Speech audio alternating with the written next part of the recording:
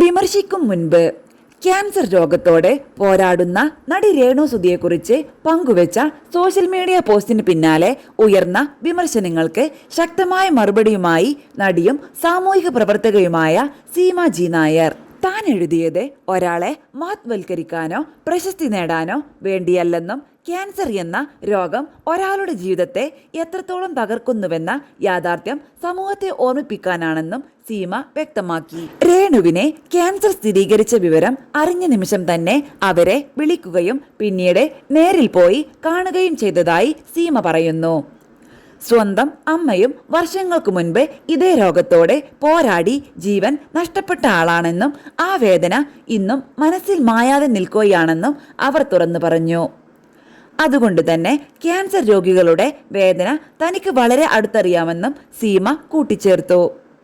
എന്നാൽ ഈ പോസ്റ്റിന് പിന്നാലെ ചിലർ സോഷ്യൽ മീഡിയയിൽ കടുത്ത വിമർശനങ്ങളുമായി രംഗത്തെത്തി.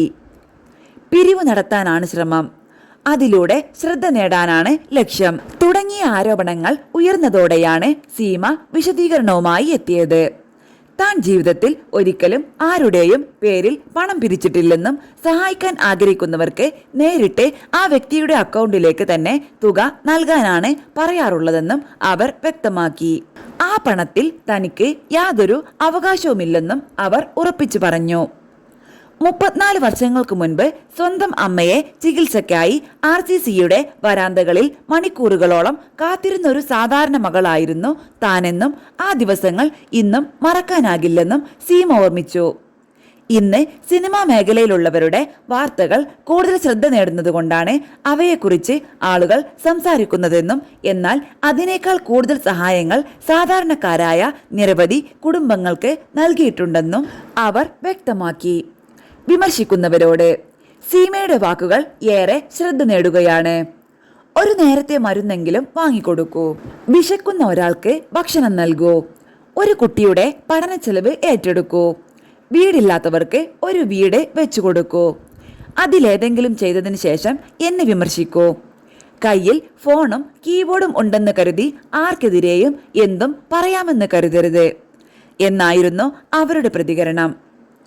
ക്യാൻസർ രോഗത്തോടെ പോരാടുന്ന ഒരാളെ കൂടുതൽ തളർത്തേണ്ട സമയമല്ല ഇത്. കരുണയും പിന്തുണയും നൽകേണ്ട സമയമാണിതെന്നും രോഗികളെയും അവരുടെ കുടുംബങ്ങളെയും സമൂഹം കൂടുതൽ മാനസികതയോടെ കാണണമെന്നും സീമ അഭ്യർത്ഥിച്ചു. അവരുടെ വാക്കുകൾ ഇപ്പോൾ സോഷ്യൽ മീഡിയയിൽ വലിയ ചർച്ചയായി. സഹായിക്കാൻ കഴിയില്ലെങ്കിൽ പോലും രോഗത്തോട് പൊരുതുന്ന ഒരാളെ വേദനിപ്പിക്കുന്നത് ശരിയാണെന്ന് നിങ്ങൾ കരുതുന്നുണ്ടോ?